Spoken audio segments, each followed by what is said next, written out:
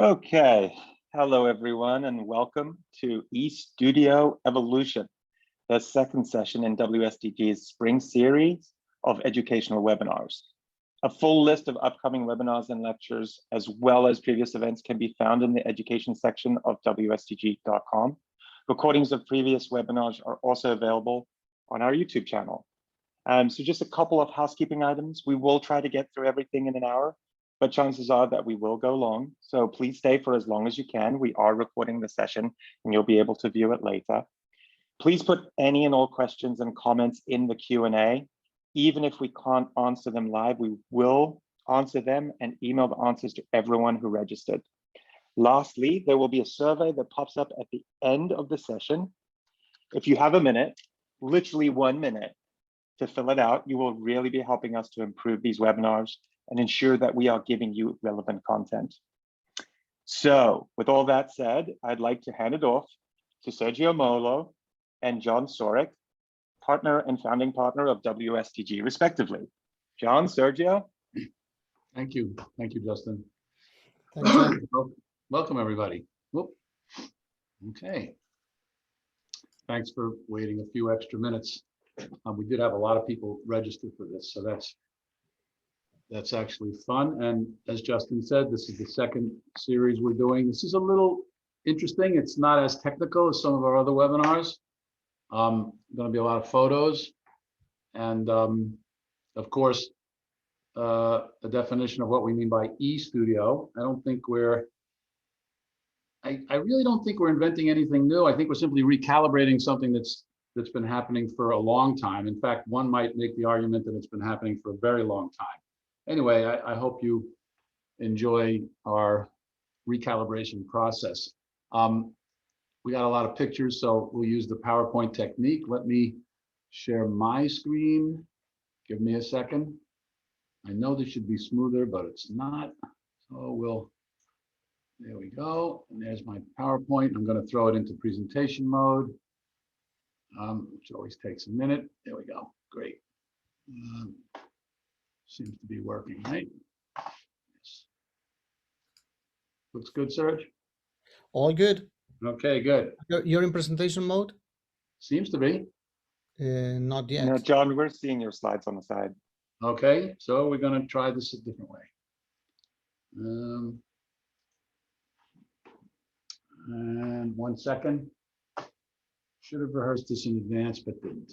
Okay. So let's see if I can share screen. Okay. There we go.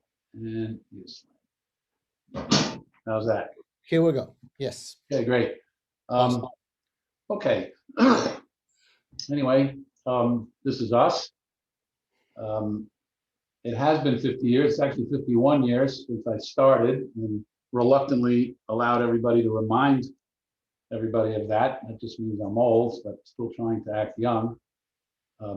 Trying to do a pretty good job of it. Let me continue. There we go. This is our team. Got about 65 people worldwide. Got this poster made about 6 months ago. We're in about 4 or 5 countries with real offices and representatives. We work as one team. Some of us are researchers, scientists, architects, engineers. We all love music. Most of us are musicians. Some of us are pretty good musicians, but that's our team worldwide. This is what we do, okay? Most of you, I suspect, know us as recording studio designers, and that is what we're going to be talking about a little bit later. But of course, that's taken us into a myriad of associated fields, master planning and noise control, HVAC, et cetera, technical interior design. You can read these. I don't like to read the slides. And it's been very exciting jumping into those disciplines. We never have thought, and we still don't think, that one discipline gets painted on another. We see this as a dance. They're all related. Basically, we like to think of ourselves as the nexus of architecture, acoustics, and technology. It was a phrase that one of my partners kind of introduced a few years ago, and I really like that. Sort of a 3-person dance.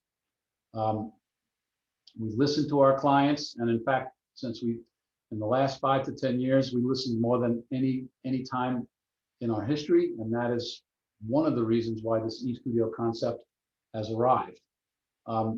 As I said, we believe in architecture, acoustics, and technology, and no one discipline comes in front of the other. We don't paint acoustics onto architecture. We don't view technology as something that gets added either in the front or the back of a project. They all happen at the same time. These are just some of the people we work with. We work with many of the world's leading architects, and we list some of them here. It's a lot of fun, even though we are architects, we love working with them. And of course, almost every media consultant around, we've worked on projects for all of these people, and it's a lot of fun. We show these here because we're going to spend most of our time today talking about smaller projects and smaller rooms. Most of these people actually spend their time building bigger rooms, but the bigger rooms give us test beds to test our theories, to introduce new ideas, and allow us to then be better prepared for this eStudio rollout, which Sergio is going to describe very shortly. This is my start. Most people know that, so I'm told I have to remind everybody. The very fortunate confluence of events, serendipity striking me as a youngster and allowed me to make my first project famous. It's still 51 years, well, 49, 50 years later running, and what a thrill. I rest my case and present an argument that even 50 years ago, Jimmy asked me to do an eStudio. We just didn't realize it. And I, of course, had no idea that that's what he was asking. And I'm not even sure if he had any idea what he was asking for. He asked for a personal studio, very personal. And without even realizing it, set the stage for what is now pretty common in the last 10 or 15 years, which is an environment where everybody has a studio. Little did we know, or little did I know, that that's what was happening. Luckily, his manager insisted that it be built to commercial specs and abide by codes, et cetera, realizing that Jimmy might not be using the studio all the time. Of course, nobody realized that he'd hardly be using the studio at all. What a great loss. And so that's the background of me starting. I guess it was a lucky break. We work in lots of mediums, lots of different kinds of projects. I'm going to go from the biggest to the smallest. Stadiums, we just throw some of these up there just to make sure that everybody's in a good mood here, very comfortable with looking at our work. Auditoriums, theaters, again, these projects allow us to play with some really cool toys, really cool technology, meet extraordinary designers and architects, get our chops really fine-tuned so that as we move down into smaller projects or more personal projects, or the eStudio as we're describing it, we're really prepared to be efficient and economic. Again, Hey, John. two of the E's. Yes. John, can you swivel your webcam? We can't really see you. Ah, you can't really see me. Okay. Yes, That's great. you can. I'm gonna go like that. How's that? And also the audio gets better. Ah, there we go. Okay, great. Sorry, how's that? Good. Good. Conference rooms. Let me get this guy out of here. Hold on a second. Let me get the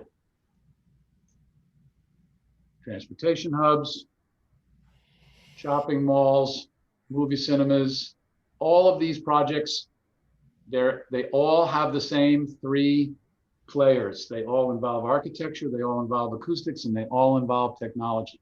And they allow us to play with extraordinary clients, extraordinary architects, and in some instances, very, very complex building agendas. But let's get a little smaller. Let's start going down. So now, of course, recording studios. This is what we're here to talk about. This is our first project in China. And we show you some more. Again, another project in China, smaller ones. This is Berkeley College of Music.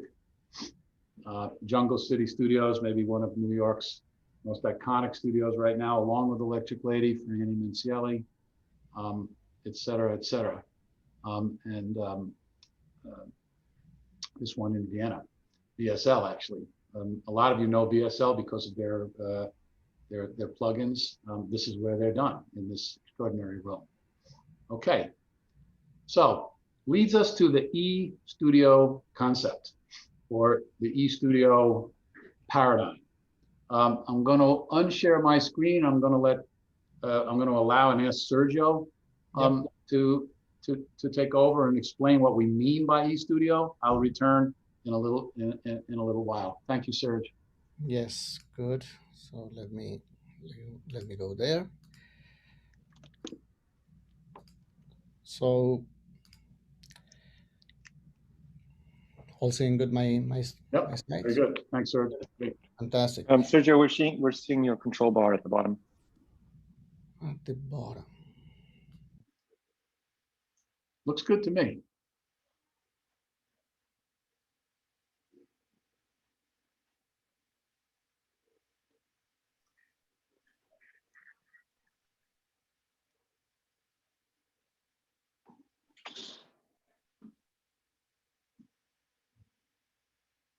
That looked pretty good, Serge, when it came on. Yeah, that looks good. You're muted, Sergio. Yep. Now good? Yep, looks good. Okay, fantastic. So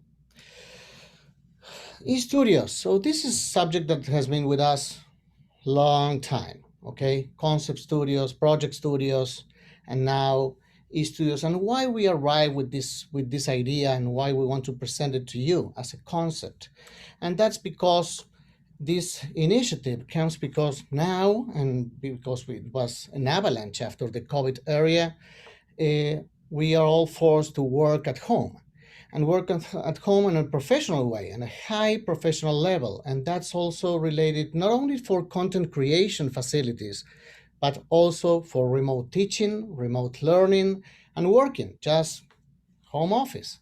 So this eStudio initiative is related to any space at home that needs to be converted on a high professional level to create that content, as the pictures that you have now, produce, compose, record, etc.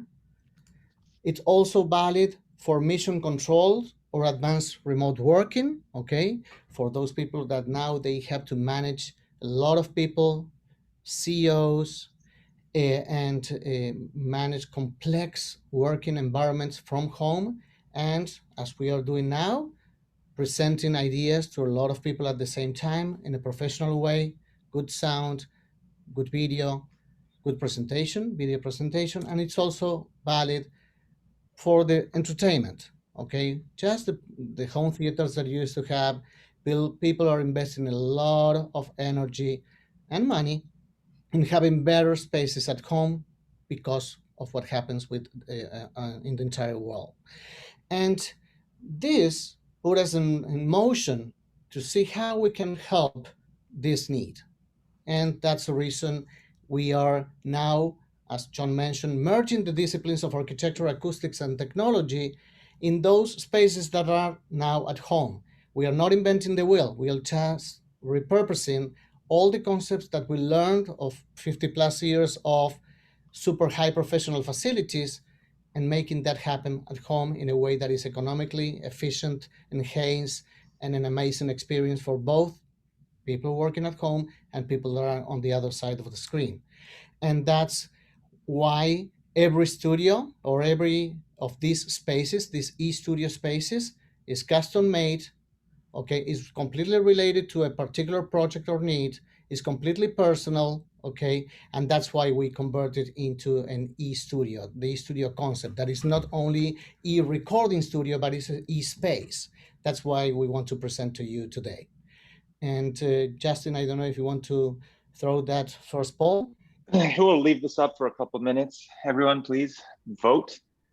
We're excited to hear your votes. And Sergio, we did have a question from Marlon saying, Sergio, what is the difference between a home studio and an e-studio? I think you covered that, but worth just really clarifying. Yes, home studio is normally only related to what we call the content creation space at home. It's like a home recording studio, home studio, but we think that the e-studio concept is a little wider, because it's also expressed the need of someone teaching and or learning at home, and also someone just working, that they need a good presentation in terms of lighting, aesthetics, visual, audio, the connectivity from home in order to allow all his work to be done from that particular space. That's what we think about it. Okay. So let's move on.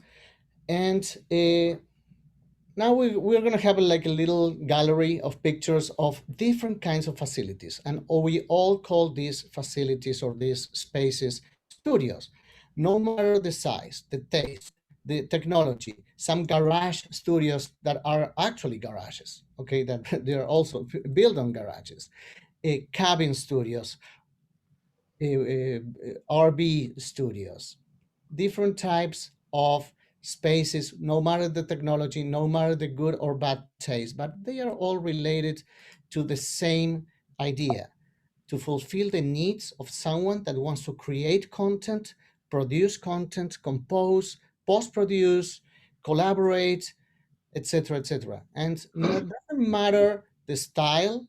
What is important, and this is something that is constant in all these pictures, is that there is someone thought, someone's dream behind.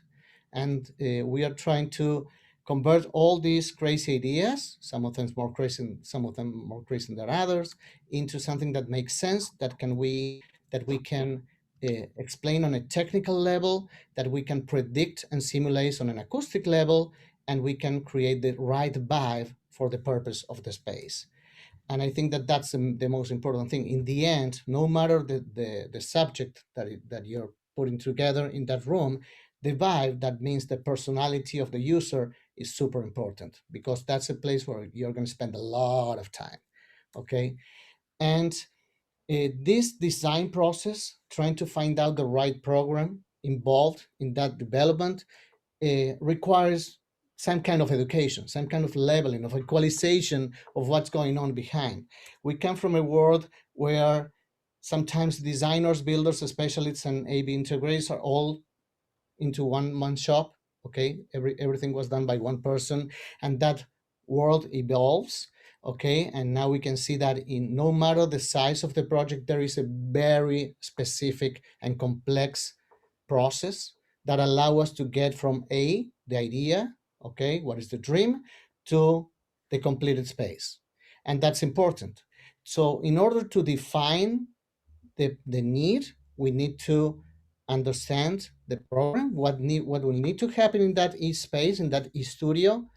Doesn't matter if we are talking about 10 by 10 room or it's 100 by 100 room. In the end, there is a program, there is a need. We want to explore it, we want to discover it, because that will give us the key to design, to go into what we do every day. That is to put together those ideas, those dreams into a design concept, both on an architectural point of view, technology, and acoustics. That will also help us to personalize that space into that need. Okay, that means that every single element inside of that space will be completely tailored to that use, to the personality of the person that will use it. Okay, and now that the e-spaces are super personalized spaces, that's more important than ever. And that will allow us to create all the engineering and simulation and acoustic calculations, etc., to provide the right amount of isolation if needed, yes or no, internal room acoustics if needed, yes or no, how much is not the same requirement for a room for a teacher, okay, a teaching room, than for a content creation, okay, or a home theater. So different needs, different applications. Using that intelligence, the acoustic reports, the acoustic analysis, the interior design analysis, the vibe, etc. Now we can go into details and create construction drawings, or at least a serious map of what needs to be done, where the treatment needs to be placed, the ergonomics of furniture, yes, no, lighting position, microphone position, technology, network requirements, etc. And of course, as the magic is in the details, we have to go through the process of construction and implementation of those ideas, so we can at the end test and calibrate the final result and open the place. So that's in very fast mode. That's the summary of that part of the idea, of the concept that we want to talk with you. And I will pass the torch to John again. Unshare for a second. I do want to answer one or two comments before we take a brief 5-minute tutorial on acoustics, and it will be brief. This is not an acoustics talk, and this is not a technical talk. I think all home studios are e-studios. I'm not sure that all e-studios are home studios. I thought a little bit about that question. That's a great question, whoever asked that. I think by definition, a home studio is an e-studio. But e-studios are coming in lots of shapes and lots of forms. They're in churches, they're in radio stations, they're in corporate headquarters, they're in teaching facilities, they're on yachts. they're in they're almost anywhere you can imagine. Okay, the E is for economy, efficiency, elegance, environment, electronic, et cetera, et cetera. So that's the sort of quick answer to that. I did want to, as Serge ended the design process, and this was the bell that really went off for us about 10 years ago. And it just comes from having been doing this for a while. Prior to the 60s, which is, I think, sort of when the floodgates opened up, and the era of personal studios, which then led to the era of lots of studios, of which Electric Lady was an example, but this was happening in other locations. The design process, the process that Sergio just related to in that kind of neat diagram, and if anybody wants to see it again, you just ask us and we'll pop it up again, or we'll send it to you and make it available. Happened in a very fractured manner. Okay, you couldn't go to one place for a studio. You had to sort of go to one place to get the information. You had to try to find a builder, which was almost impossible. You certainly couldn't buy a console. They were all made, et cetera, et cetera. It was a very fractured business to get a studio. Okay, and of course the business of studios was nowhere near what it is now. And then it got the glue. It got glued together over about a 20-year period, and then there were many go to one source to get your studio built, and this could only take place in an era when the business model related to big studios, in a sense almost excessively big. We were in that era. Of course, there was plenty of money to be made. The record industry was exploding. The record industry made the consumer buy the same content 6 times. That's a whole nother talk. We won't get into that. Okay. And then, of course, where are we now? We're right back to a very fractured way of getting studios designed, but a very good fractured way of getting studios designed. Okay. They got smaller. It got more democratic. Everybody can have a studio. It's one of the few industries where having a studio actually got cheaper by a decimal point. Not a little bit cheaper, but a lot cheaper. Okay. I mean, Electric Lady was over $1 million 51 years ago in 51-year-ago money. Okay. Think about that. I don't even want to know what that is right now. And so now it's fractured, but in a really cool way because we're much smarter. So if somebody doesn't need lighting design, they don't need lighting design, or they might not need systems design, or they might be able to use surface applied treatments, of which there are many companies that now make this. And we're going to talk a little bit more about that. So it kind of went full circle, mainly because we all got smarter. Okay, so E also stands for, although it's not an E, smarter, intelligence. Well, we're going to spell intelligence beginning with an E. I never could spell very well. Anyway, those were just 2 thoughts that came to mind. Thank you for the question about the E studio and the home studio. Let me share my screen now again, if you would. Hopefully it'll work.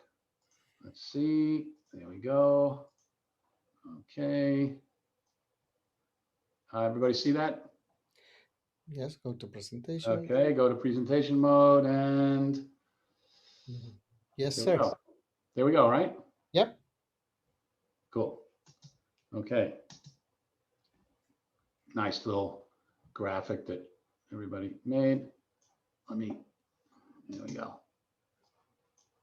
Okay. Let me just get I just want to get the, Oh, you're just seeing the screen. Are you seeing the three pictures or just the screen? Yeah, no, we are seeing the presentation. Okay, great. So this is the most important slide. And this is what we stress whenever anybody calls, is to understand which part of the acoustic universe you're in. It is absolutely the most important thing you need to do. And there's no math associated here. Are you talking about isolation acoustics, or are we talking about internal room acoustics? And if for some reason isolation or transfer loss, TL we call it, acoustics is not an issue, you've just saved yourself about 90% of a potential budget. What would be an example? Studio in a basement and no one else lives in the house. Standalone building, there are no neighbors. Not really recording with an open microphone, so I don't have to worry about outside noise. I'm going to use a split system, a split ductless system, which might be a little bit noisy, but I'm just going to turn it off when I'm recording, so I don't have to worry about air conditioning noise. There are many, many examples where isolation is not an issue. On the other hand, there are many examples where it is an issue. Okay. But the science and what you have to do for isolation is virtually unrelated.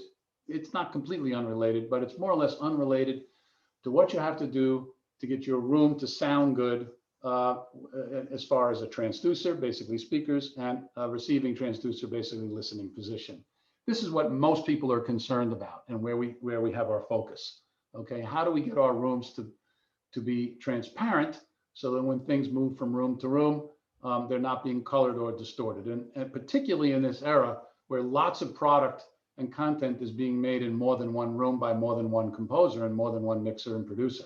And this is very, very common. So we spend most of our time talking about internal room acoustics, okay? And the other big fundamental, and this is the only math, please do not leave. This is not that complicated. Everybody knows this. Speed of sound is of course equal to frequency and its related wavelength. And all this really means, okay, again, bunch of numbers here, is that everything in our world is frequency dependent, and virtually everything is. And what that means in English, or even more English, is that things don't behave the same way at low frequencies as they do for high frequencies. And you intuitively know this. You can put up a piece of paper in front of your mouth and block out a lot of sound, but that same piece of paper in front of a bass guitar amp doesn't do anything. You hear a low rumble through the wall, but you don't hear people speaking, et cetera, et cetera, et cetera.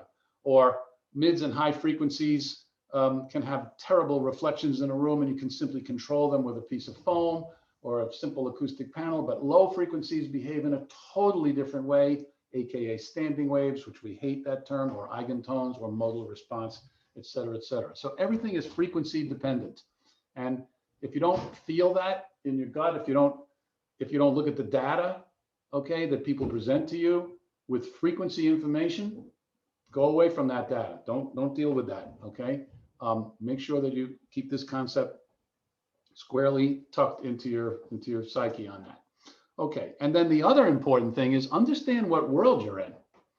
Okay, if you're building a small ISO booth next to your eStudio, but it's a speech overdub environment, i.e. ADR or vocal overdubs, or it's a podcasting studio of which hundreds and hundreds are being built, you may not have to be too interested in 60 Hertz. Not a lot of 60 Hertz at all in that room. And so understand where you are. Of course, full frequency music is the most difficult studio to build. It always has been and it always will be, okay? But many of our content creation environments don't necessarily have to deal with full frequency. So take these two facts into consideration early on in your project. Transmission loss, well, it's pretty simple. This is basically creating boundaries that keep sound out, both our sound from bothering neighbors, neighbors from bothering us. God is in the details, though. It's not too complicated to figure out these boundaries. A little bit of help if you need it, okay? Intense boundaries are usually accomplished with mass and decoupling or room within room design. Lots of expertise exists on the markets and lots of good products on the market, okay? We end up getting walls that could look like this with very high sound transmission class values. This is 62, this is pretty high. But the takeaway here is not so much to learn how to do this, okay, is number one, do you need to do it? And again, if you don't need to do it, don't waste the money. And two, God is in the details. Just take a quick look at one little detail at the top of a interior floating wall. I'm going to just use my cursor here and how it connects with a spring-loaded isolated ceiling and then a boundary partition. Nothing terribly overwhelmingly new about this detail, but there's about 10 places where this can get screwed up. So this is not construction for the beginner. Go get some help on this, okay, rather than just throw away and waste a lot of money. My advice, get a quiet site. Try to eliminate this completely. Okay. Again, early project reminders, perform an acoustic site survey and pay attention to programming. Let's zoom in on internal room acoustics, because this is where I believe there's a lot of cutting edge work, and you're going to see some of it before we leave. Okay. The acoustic signature of the room, and we're looking for this to be as transparent as possible. Not always, that doesn't always mean perfectly flat. Different people want different sounds for different types of music in their rooms, but we need a kind of transparency in our acoustic signature at a critical listening position based on room geometry, position, etc. This is a wonderful little graph that Peter D'Antonio did a long time ago, and it shows that basically there are only a handful of things that we can use. We have only really 3 treatment ideas that we can introduce to surfaces: reflection, absorption, and diffusion. And then the 4th big idea is geometry. It's the only other concept that we can bring to the table. By that, the shape of the room and also the relationship between speakers and listeners. So we have geometry to play with, and then we have 3 colors, okay, at a frequency dependent basis, so that all of a sudden the number of choices gets very, very big, okay? 3 types of surfaces that we can, 3 types of colors, so to speak, acoustic colors that we can paint our surfaces with. Understanding that a particular material may be extremely absorptive at high frequencies and useless at low frequencies. An example would be carpet, okay? If you put carpet on the wall, it's very absorptive at 2K, but it's not doing anything at 60 Hertz. Useless, doesn't even have a rating, okay? Again, geometry, geometry, geometry. Good place to start. In the stereo world, not always ending up here, but it's a good place to start. And implied in this picture is symmetry. Okay, there's simply no excuse for not having symmetry in a listening environment. Okay, and of course this grows to 5-1 surround, okay, and then 7-1, 9-1, etc. And those numbers keep getting bigger by the month. Okay, let's continue. So 3 takeaways: geometric optimization, low frequency analysis and accuracy, and then mid and high frequency energy distribution. This 3rd one is typically what most people grab onto first. It's because I think it's the easiest subject to deal with. Basically, if you put a mirror on a wall, if you see the speaker sees you. Try to eliminate that reflection, either by changing the geometry if you have the option, or by putting up some relatively easy and thin velocity absorption. But low frequency control is much, much harder. Traditionally, over the years, was done with deep traps, okay, which are velocity absorbers, okay? By that, I mean absorption is converted to heat, okay? But we are in the era of small rooms. E for economy, E for efficiency, okay? There's that E again. And most of the rooms that we're dealing with, and most of the rooms that everybody are dealing with, are small. And so the era of 2-foot, 3-foot, 4-foot deep traps, I don't like that word, but let's use it because everybody seems to be comfortable with it. This is not practical anymore. If you have a room that's 12 by 17, the idea of a 2-foot deep trap, it kind of becomes a little bit ridiculous, and rooms are even smaller than that. So we need thin, low frequency control, and we need software, and we need intelligence that allows us to accurately know where to put this treatment. And this is the work we've been doing for the last 2 years. I'm going to share just a tiny little piece of that with you before we leave, because we're pretty excited about it. E for economy, E for efficiency. Thin to us means 6 inches or less, okay? And we now want to use pressure absorbers, resonators, of which they come in different flavors, or piston absorbers or membrane absorbers. These are thin absorbers that can be surface applied, that can be prefabricated, that can arrive on the site and go up in a few days, as opposed to traps, which are complex objects to build, require skilled craftsmen, et cetera, et cetera, et cetera. This is what everybody wants. This is what we've been looking for, both the tools to analyze it and the companies to go make it. They now exist. We think we have a really special tool, and there are companies that now make these products. That's acoustics in 10 minutes. It certainly doesn't kind of negates 51 years of thinking, but at least we remember the first slide. Know what world you're in, and if you can avoid isolation, either working on a quiet site or working at lower levels, et cetera, or maybe only isolate your vocal booth because that's where your microphone is and you don't have to be so concerned about your mixing environment, okay? Do so because you will save a lot of money, okay? The money is always going to be in the isolation. Of course, a few slides on systems integration, okay? Again, not the purpose of this talk, okay? But we need, the process is exactly the same. Programming, understand it, okay? And of course, systems comes in lots of shapes and lots of sizes, okay? From, you saw some of them in the beginning with Sergio, to the smallest of systems with no console, just a mouse and a keyboard and an interface, to more advanced systems, but they all basically have the same design process, okay? We're just gonna flash on some examples. And of course, inside of that is MEP, mechanical, electrical, and plumbing. Fire protection, electrical, plumbing. Again, e-studios that are in homes have one set of rules. E-studios that are in commercial environments or semi-commercial environments have another set of rules. You must respect them, okay? And results in electrical riser diagrams, grounding systems, okay? Heat and power loads. The good news on heat and power loads is that everything is in our favor, okay? From more efficient light bulbs to more efficient equipment.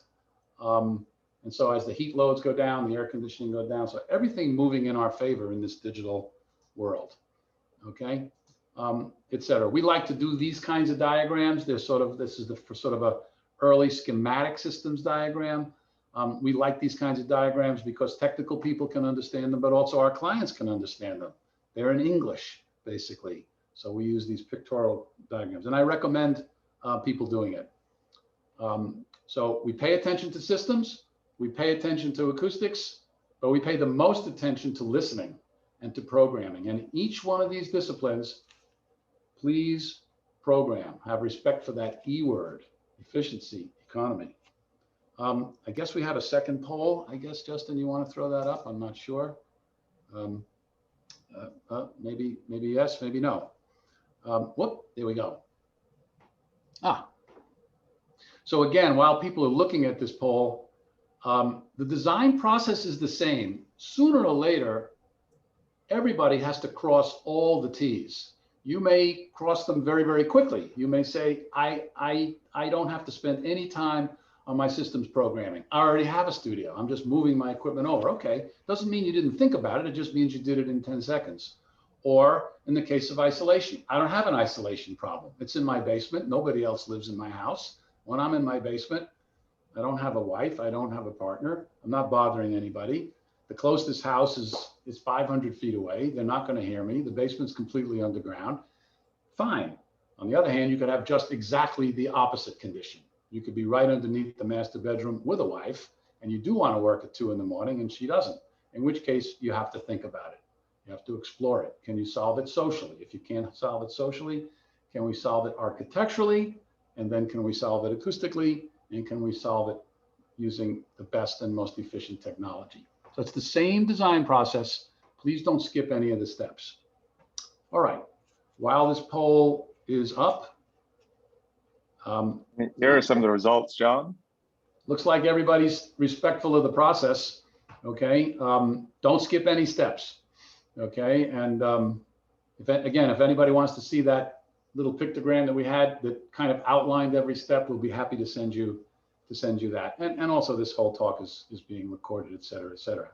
So I also want to thank Alex Krasnick. So electric lady in today's dollars is 8,931,571.91 cents. So thank you for that. Okay, and it's okay. I'm ready for the. I got the 91 cents. That's for sure. Wow, I don't doubt that.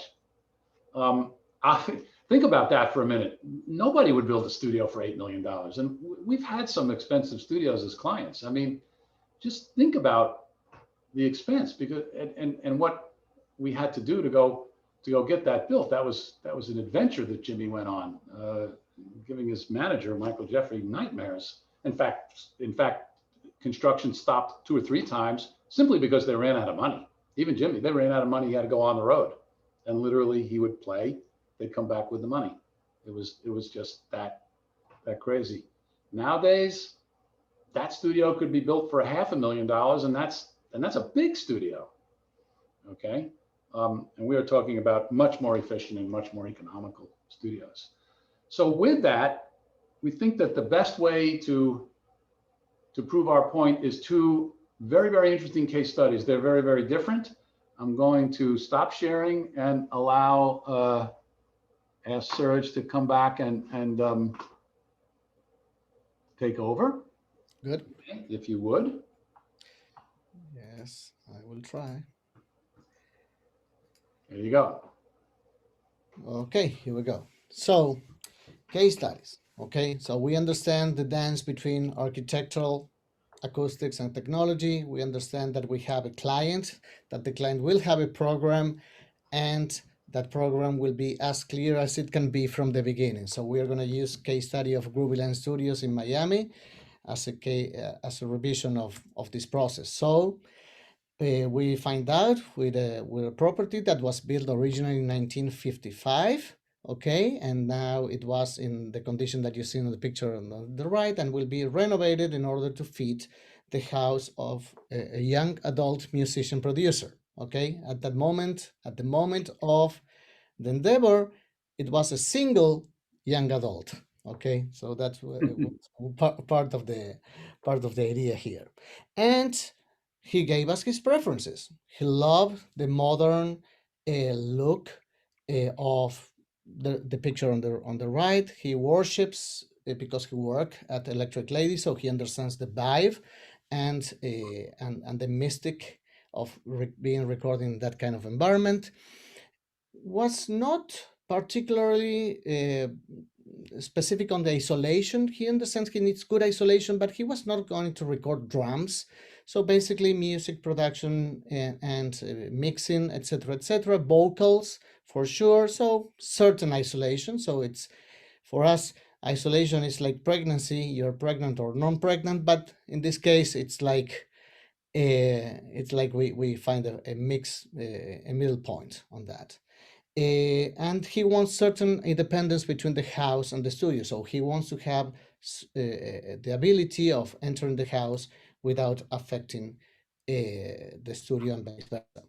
So that's the floor plan of the house, that the entrance is here on the right, and basically converting the garage into the studio, or the carport or the garage into the studio, and having this den that is on the back of the house. Here's the garden, converted into lounge. That was the program, and with that idea we started the process.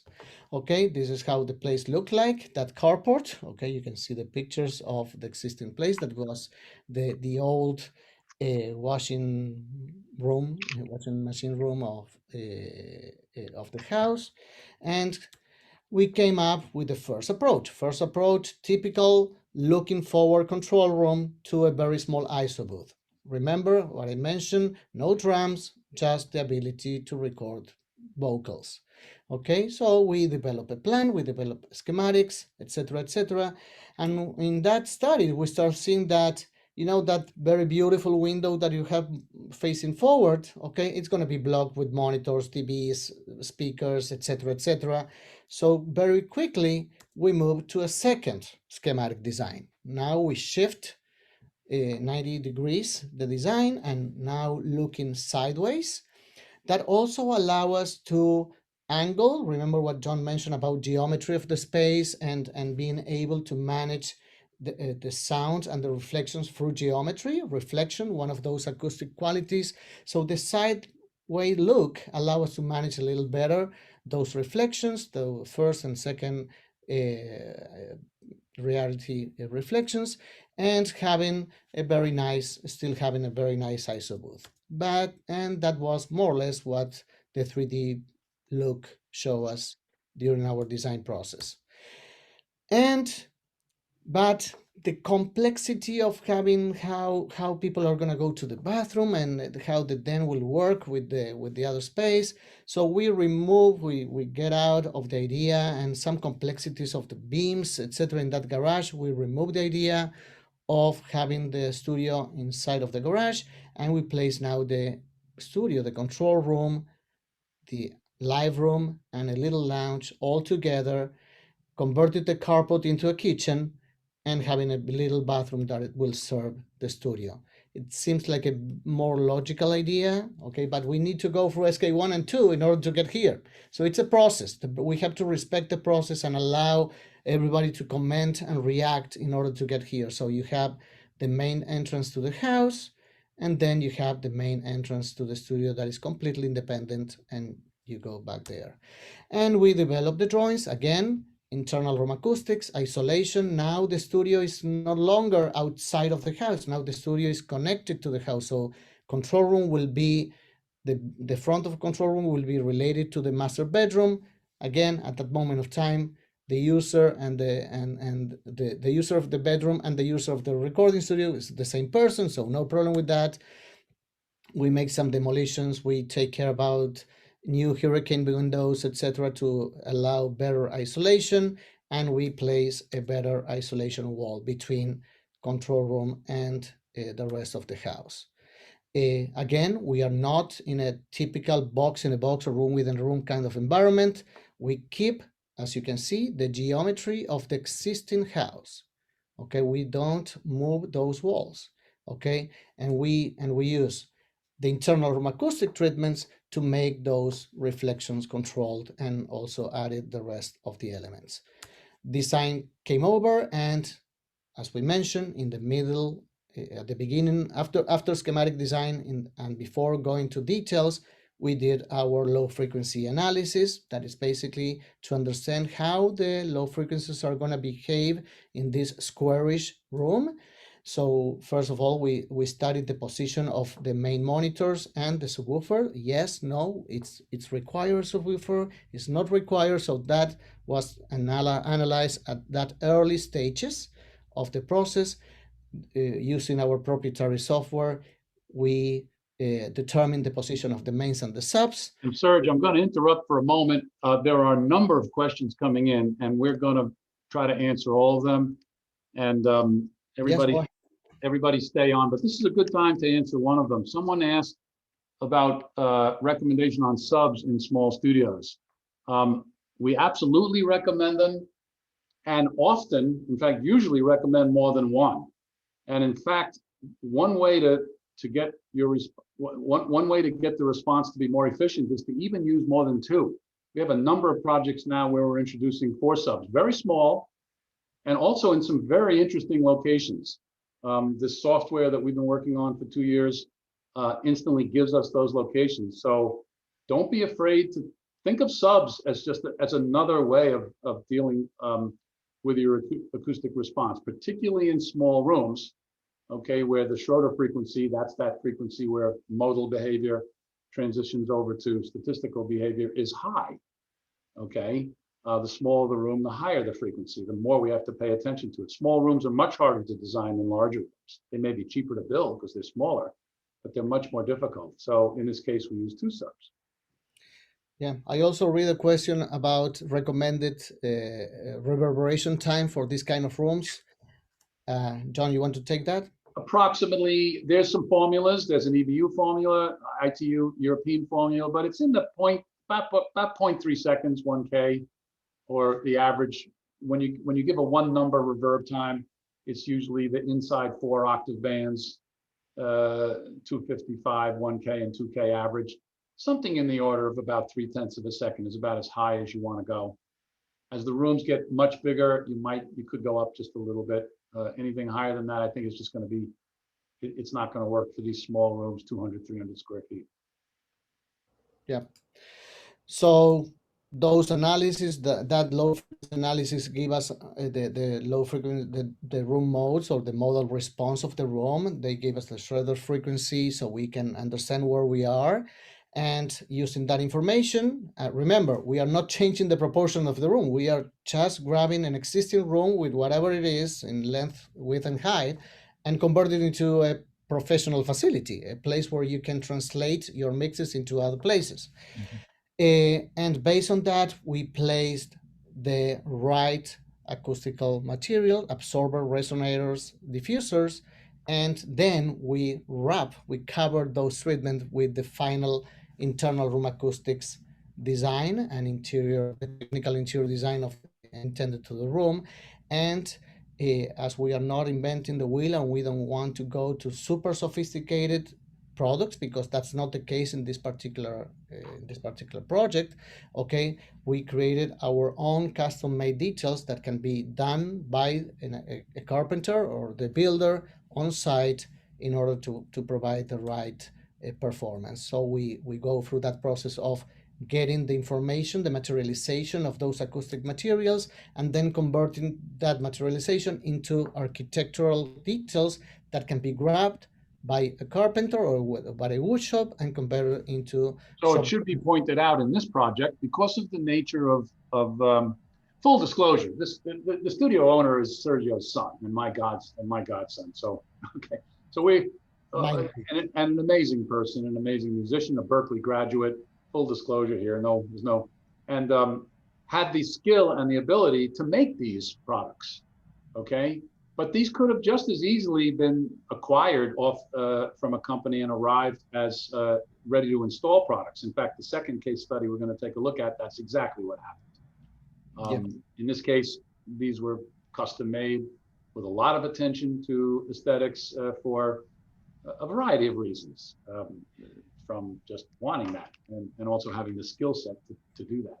Yeah, this is something that we are seeing in all these e-spaces, the do-it-yourself criteria. It's something that's popping up a lot. If you can do it. Yeah, if you can do it, you have the talent, you have the passion, the time. Time sometimes is the most important factor here. Yeah. Sometimes you just need things to arrive and hang it on the wall, like the panels that I have here behind me. So again, the acoustic detail materialization converted into architectural details that then can be built.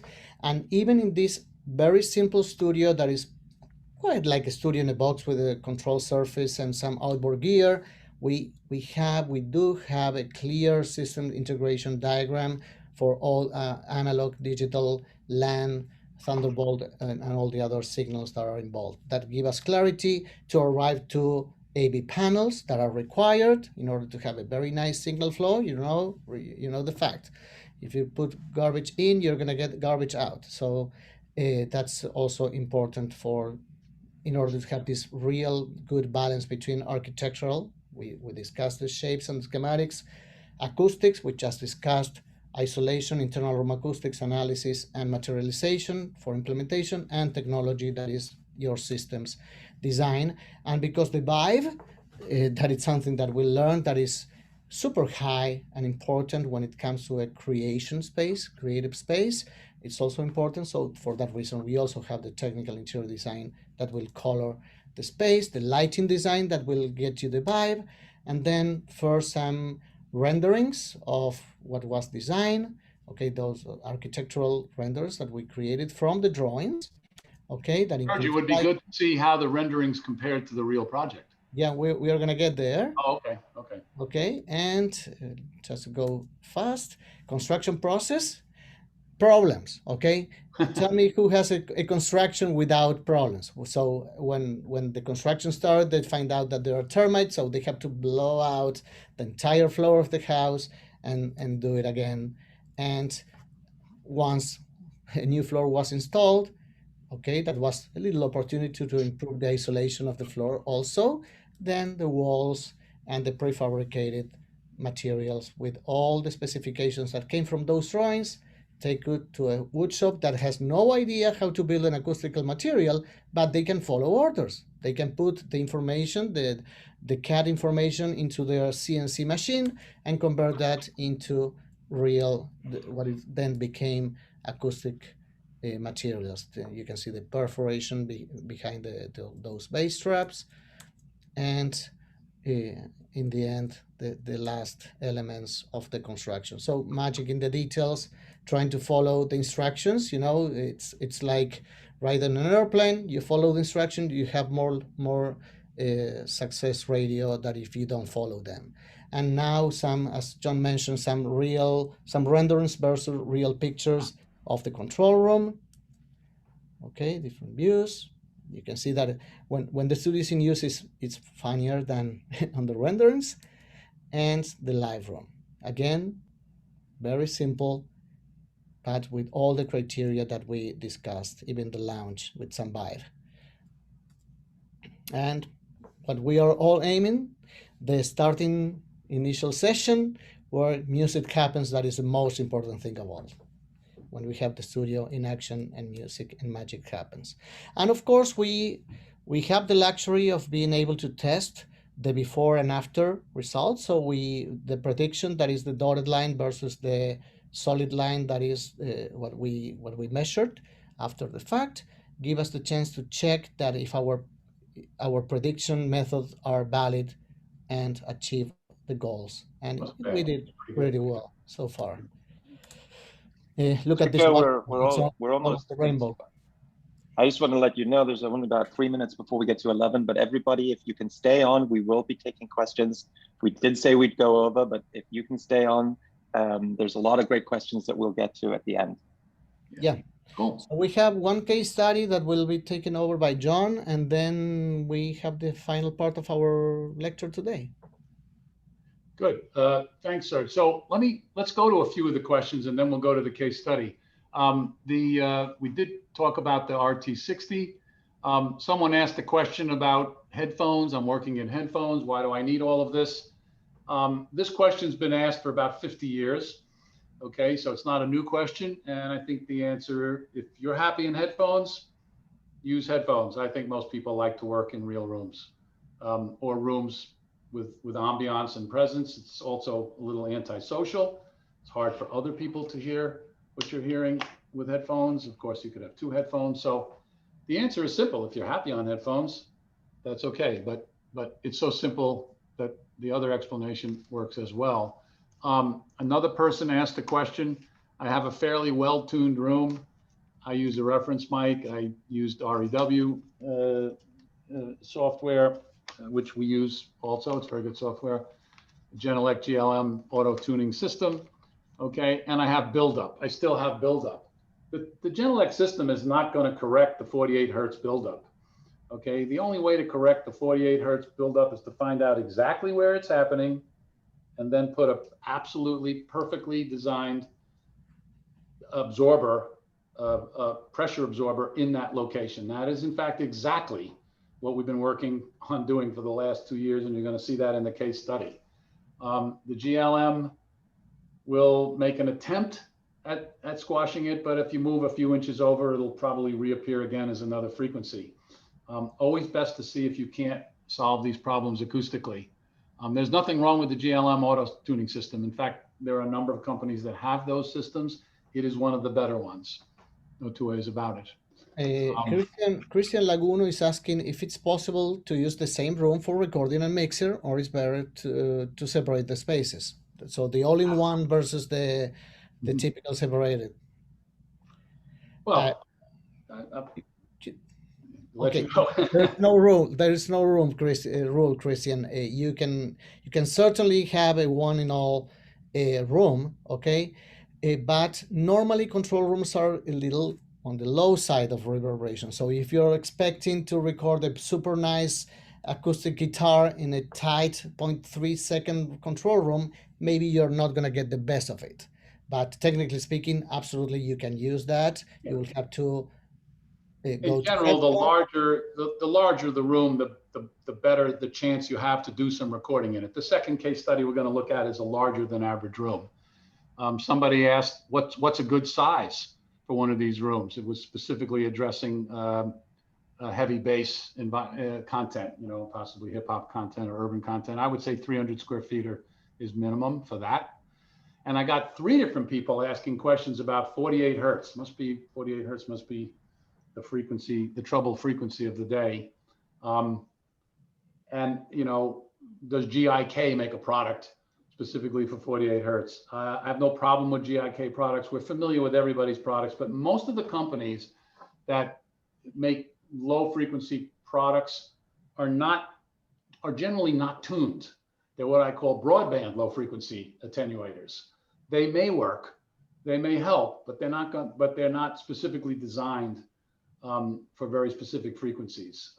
If you want something that's designed for a specific frequency, you need to, first of all, know that that's the troubling frequency. So you need software to analyze it, and you have to know where that pressure point is after you've optimized the geometry. And this is exactly what we're going to show you.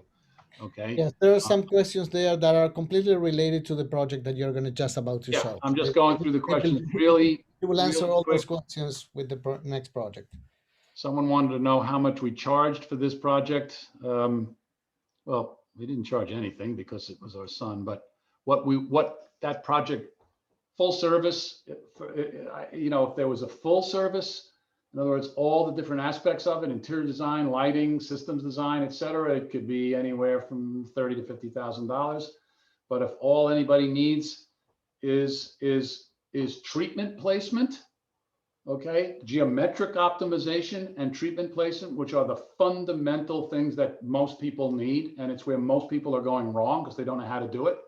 They've got their own systems. They don't need somebody to give them interior design. They're perfectly capable of wiring the studio. There's no isolation issue. They solved their air conditioning problem, et cetera, et cetera. That, once again, that big E, that's closer to $10,000 or $12,000. It's a much more efficient and economic service, et cetera, et cetera. Ported or non-ported subs, different lecture. Both work. Go to the case study, John. Go to the case study. Okay, so we got a lot of the questions answered, and we will make sure that if there are any other questions that didn't get answered, we're going to answer every single one. We're going to try to do it in 2 or 3 days, and then get a little response email back out to everybody who was here today, including people who weren't here today. Let me share my screen because I think you're going to be really interested in this particular case study. So I'm going to go back. Okay. Here we go. Great. Now this studio, which is called Abbott Road Studios. Yes, you got it. It's right. Good? Yes, Good. it's good. Okay, this is it's the personal studio of, it's not a secret, of Rob Jasko, who some of you might even know who he is. He's the Dean of Berklee College of Music's MP&E department. This is his personal studio. And of course, another silver lining of the COVID era, it was forced to work in his studio day and night. It was more of a hobby room, and he didn't pay too much attention to its accuracy because he had access to all the Berklee studios. But of course that ended, and he found himself with lots of projects to do and a need for his room to really come up to speed. Okay, let's take a look at the room. Okay, on the left, it's a beautiful room. It's on top of his garage in his home outside of Boston. This is what the room looked like with basically no treatments. Very beautiful room, very unusual shape, pretty big, about 300, 350 square feet, and a good place to record in the back. We're sort of in the back of the room as he comes up a stair and enters it. Much not unlike thousands and thousands of studios. He put a table, he put his console, his controller, some speakers up on stands, and went to work with little or no attention to more or less anything else. Until all of a sudden he sort of noticed that things were not translating very well. Came to me. He's a personal friend, and I teach at Berklee. And at the time, we were very close to completing, and we now have completed the software research that we've spent 2 years on. The name of that software is called Nairo, Non-Iterative Room Optimization Software. Be a big article in Mix Magazine in about 10 days. You're going to read about it. This is really the first time we're sharing this with anybody. And we asked Rob if we could use his studio as a test bed. Okay, and that is exactly what we did. So here's the room on the left, as he had it, and here's the room on the right and if you look carefully, you'll see these thin objects that have been added, of which there's some up in the front, here, and then along the bottom. Okay, and here's some over here. There's about 6 different kinds of pressure absorbers, and then one pretty typical ceiling cloud right over here. In this case, we put it on top of the beams. and that's just a broadband absorber, much like most companies offer, basically broadband absorption. How did we get to these panels? This is just one piece of the output from this software. Basically, we use an algorithm. We use genetic algorithms to optimize the listening position. We changed his listening position. We changed the sub position, and then developed a kind of a recipe of about 6 different treatments, each of them represented by a different color, and each of them are essentially different pressure absorbers and resonators. Right now, we're working on a velocity absorber, which would be basically a membrane absorber. They're much harder to build. In this case, the pressure absorbers were made by RPG. There are several companies that make them, but they were made specifically to our specs, specifically to certain frequencies with certain cues. We call them APEX, acoustical parametric equalizers. Okay, this is different than what you might buy from GIK. I'm not saying there's anything wrong with what GIK offers, and I'm not even saying that they don't accomplish what they say they accomplish, but they are not specific to each individual frequency that we believe is required for this specific project with a specific cue. These were the locations. For the most part, we got 90% of them up in exactly the right positions. Okay, Yeah, things had important to notice that we didn't change the room. We just simulate the room, and there's no change at all on the. no change in the room. Now, the software does allow us to change the room. So, for instance, if this was a design project, in other words, the room didn't exist, okay, but we had a schematic layout, and we have, for instance, we have 2 of these right now right now on our boards, and we have the ability to maybe raise the ceiling or lower the ceiling, or maybe make the walls become a foot bigger or a foot smaller, or put them on angles. We will tell the software, okay, these are the tolerances that we can change. Then the software will start to iterate. Okay, usually somewhere between 300 and 600 iterations. It usually takes a night to do it using the algorithms. There's going to be a full Nairo presentation coming up in about a month or 2. Mix Magazine touches it in a little bit more detail than we did. RPG made the resonators. MBI made the panels that go on the cloud on the top. Okay, and the total installation time was 3 days. And it would have been less. Some of these guys up here were a little bit tricky to get. Rob had to go get a scaffold, okay? But there was no mess. He just took his equipment. There was no water, no plaster, no sawdust, very little drilling, okay? Everything arrived on site, and it all went up in 3 days. And this is for us, this is the holy grail, this measurement. When we measured our prediction for the sub, and our measurement for the sub, almost tracking exactly, not perfectly, but just about as good as we're going to get. And this is excellent. And this was not what his room behaved before we were there. These are the waterfall diagrams, both prediction and measurement. Yeah, and this is an all-in-one room for the ones that all in one room. Yeah. Okay, so what we did change was his listening position. We moved it back a little bit. We changed the position of his subs. Okay, we had complete flexibility there, but we could not change his boundaries.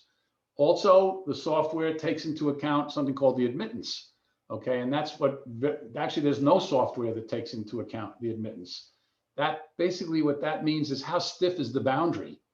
In this case, Rob's boundary was not particularly stiff. It was essentially a recreational room above his garage. And so there was admittance. There was, whereas room within room construction or stiff construction, extra layers of gypboard, et cetera, our typical wall construction, then our admittance value would be extremely, extremely low. So our software can take that into account. This whole package, okay, plus the architectural interpretation is more in the sort of $10,000 to $12,000 range. Very affordable and very efficient. No mess on the site. This was a requirement. Rob said, I can't have construction on my site. I mean, I just don't have a way for, I can't move my equipment out. I can't make noise. It has to go up easily. And we said, well, funny you asked that, because that's exactly our premise. Our premise is that these treatments should be 6 inches or less thin. In our world, that's thin. And in the world of e-studios, that's more or less always the case. You have people living in the house that they have a room that needs to be converted into more professional space, and that needs to happen in a very easy way without interfering the rest of the house. And again, take a look at the before, okay, and then the after. Look at the difference. This bump completely disappeared. And of course, we lowered his reverb time. That wouldn't have been that complicated, but we lowered it without allowing the low frequency to change very much. We basically got it balanced. And there's that 0.3 of a second. Remember somebody asked that question. This room's a little bit bigger than average. It's actually a pretty big room for an all-in-one room. So we're up, you know, a little bit higher than 0.3 of a second, but that's pretty typical. Okay. So 50 years of history, but this quest that we've been on is really about 3 years old. We have a research division. We call it REDI, R-E-D-I, Research Education Development Initiative. We are honored to have as one of our leaders, Peter D'Antonio, who most people know founded RPG. That company has now been merged with a larger cabinetry company. Peter was available, and we have 6 people full-time on this research. Basically it started out as a low frequency analysis research, and we're now what we feel less than 6 months away from full frequency, real-time iterative analysis. We've got about 25 projects that have been designed using this software. 2 or 3 are built. You've just seen 2 of them. 3 or 4 are about to come online. Pretty soon we've done some reverse engineering. In other words, we've taken projects that didn't use this, threw them into Nairo, and then compared them with our measurements. So far, everything's spot on. So we're pretty excited about this. We are not in the software business. We're not selling the software. I don't want to be in the software business. I had no idea how much time this was going to take us and how much money it was going to take us, but it's been an incredible ride that we're still on. But basically, this is a tool that we use, and we're offering it as a service, but this is not an advertisement for that.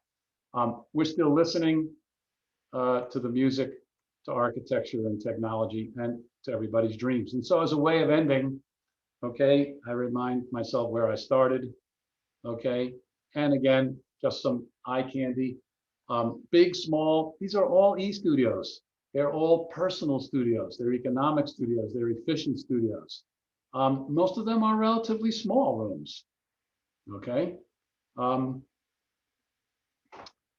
Some for well-known people, in this case, Jay-Z, in this case, Carter Burwell, the A-list film composer, Hollywood film composer. One of the many studios that Alicia Keys has built. This was her first studio, along with Annie Mencielli. One of the questions here is how you can assure that from those beauty designs you arrive to a final result, a final implementation process that. Well, the benefit of this kind of the benefit of a project whereby 98% of what we're asking people to do is use very specific tested products that we certify. In other words, they're being made by companies that we know are making them correctly, okay, is that we have a high degree of certainty. We have not missed once on them. Where we have missed on occasion, or where we see people missing, is when they try to make the product themselves. And we have a pretty big disclaimer. You can try to make the product yourself, but we strongly recommend against it. If you are making it yourself, we are strongly recommending that you make a 2-foot by 2-foot sample in addition to whatever else you're making. Send it to us and we will test it in an impedance tube, which we have. We have one client right now that is very skilled. They're a speaker manufacturer. They want a control room, testing room, and they have their own CNC machines. They're very talented, and they are going to make the apex, the dampers themselves, but they are going to also make a 2-foot square example of each one of the 6 types, and they will send it so that we can test it and certify it. That's as close as we're coming. Again, some eye candy to remind you that every studio is personal. Every studio should be personal. It should be cool. I know that not all these adjectives begin with E, but we never could spell very well anyway. And small, big. Yep. All cool, all personal, all individual. This is a quintessential e-studio. Is this someone's living room? Is this his office? Is this a recording studio? Is this a rehearsal room? TV room? You fill in the blanks. And of course, the technology allows us to change color by going to Home Depot. Okay, it's so cool. This was so hard 51 years ago when Jimmy came and said, I want everything to change color all the time. We had to basically use theater technology. Now you go to Home Depot and get this stuff. It's pretty easy. It's a lot of fun. And we end on this, which is anything but small VSL studio, but very cool and actually rather economic for what it's set out to do. That's the end of our presentation. I like ending on these two notes. These are E studios, quintessentially E. They come from two totally different places, two totally different vibes, two totally different processes, but got to exactly the same place. Ironically, they are both in someone's home, okay? And both had to happen during this C19 era. I like it. As I look at both of them, I think these are the silver linings of being forced to work at home. So it's a good place to, it's a good slide to end up. And Justin, I hand it back to you. If there are one or two more questions that you think we should try to answer, that's fine. And I'll let you wrap it up for us. Oh man, this has been amazing. Thank you so much, Sergio and John and everyone. There's way too many questions to get through, but we will be answering them all.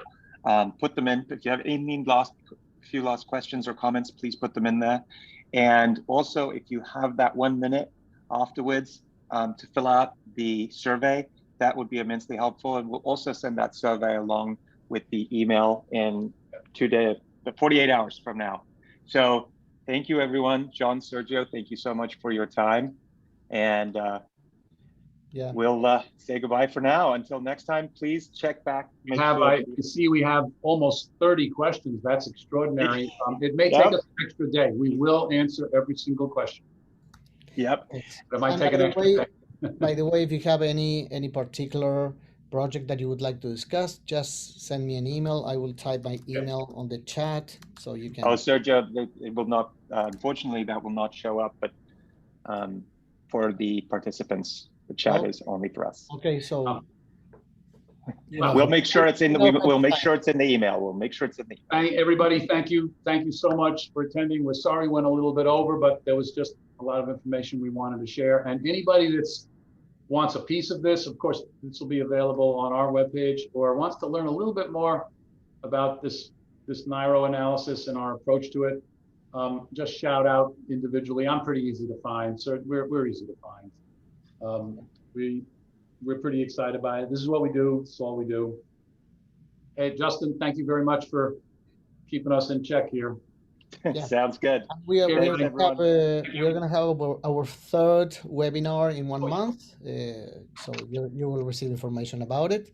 And thanks for your time and your love. Thank you. Great. Bye-bye, everyone. Thank you.